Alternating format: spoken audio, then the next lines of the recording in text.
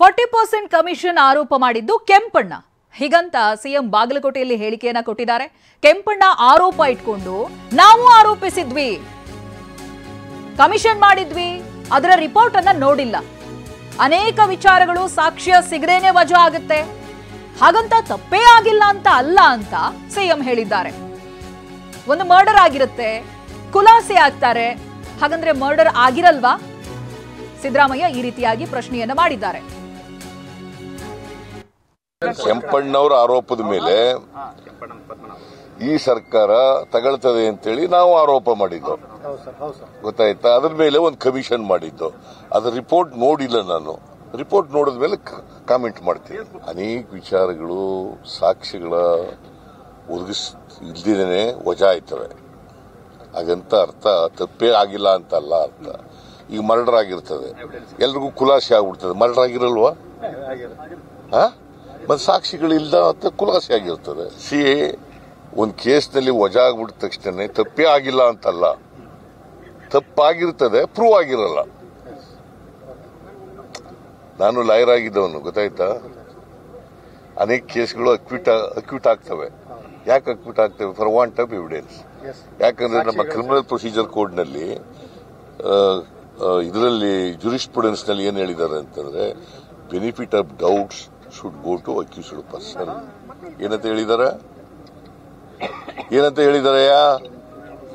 Benefit of doubts should go to accused person, not to the complainant. ಗೊತ್ತಾಯ್ತಾ? That is the basic principle under the criminal procedure code. ಇನ್ನು BPL card ಪರಿಷ್ಕರಣೆ ಬಗ್ಗೆ CM ಸಮರ್ಥನೆ ಮಾಡಿಕೊಂಡಿದ್ದಾರೆ. ತೆರಿಗೆ ಕಟ್ಟೋರಿಗೆ BPL card ಕೊಡಬೇಕಾ ಹೇಳಿ, ಹೀಗಂತ ಸಿಎಂ ಸಿದ್ದರಾಮಯ್ಯ ಪ್ರಶ್ನೆ ಮಾಡಿದ್ದಾರೆ. ಬಿಪಿಎಲ್ ಕಾರ್ಡ್ಗೆ ಯಾರು ಅರ್ಹರಿದ್ದಾರೆ ಯಾರಿಗೂ ತಪ್ಪಿಸೋದಿಲ್ಲ, ಬಿಪಿಎಲ್ಗೆ ಯಾರು ಅನರ್ಹರಿದ್ದಾರೆ ಅವರಿಗೆ ಕೊಡೋದಿಲ್ಲ, ಹೀಗಂತ ಹೇಳಿದ್ದಾರೆ. ಯಾರು ಅನರ್ಹರಿದ್ದಾರೆ ಅವ್ರಿಗೆ ಕೊಡಲ್ಲ ಅಂತ ಹೇಳಿದ್ದೀವಿ ಅಷ್ಟೇ. ಈಗ ನಿನಗೆ ಇನ್ಕಮ್ ಟ್ಯಾಕ್ಸ್ ಕಟ್ತಾ ಇದ್ರು ಕೊಡಬೇಕಾ? ಅಲ್ಲ, ಕೊಡ್ಬೇಕೇನ್ರಿ? ಸರ್ಕಾರಿ ನೌಕರರಾಗಿದ್ರು ಕೊಡಬೇಕಾ? ಅಂತ್ಯವು ಮಾತ್ರ. ಅಂತ್ಯವನ್ನ ಎಪಿಎಲ್ ಕಾರ್ಡ್, ಬಿಪಿಎಲ್ ಕಾರ್ಡ್ ನಿಂದ ಎಪಿಎಲ್ ಕಾರ್ಡ್ ಮಾಡೋದು. ಇನ್ನು ಡಿಸಿಷನ್ ತಗೊಂಡಿಲ್ಲ ನಾವು. ಆ ತರ ಮಾಡಬಹುದು ಅಂತ ಅನ್ಕೊಂಡಿದ್ದೀನಿ ನಾನು.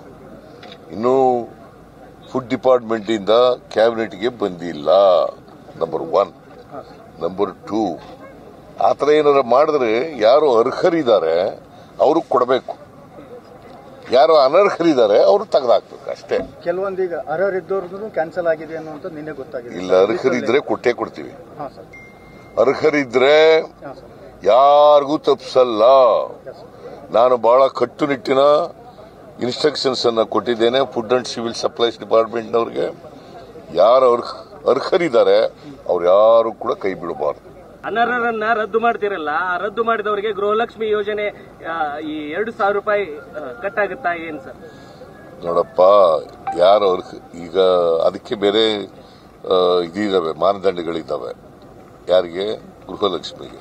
ಯಾರು ಇನ್ಕಮ್ ಟ್ಯಾಕ್ಸ್ ಕಟ್ತಾರೆ ಅವ್ರು ಕಟ್ಟಕ್ ಕೊಡಲ್ಲ ಅವ್ರಿಗೆ ಅಂತ ಹೇಳಿ. ಇದು ಬೇರೆ. BPL card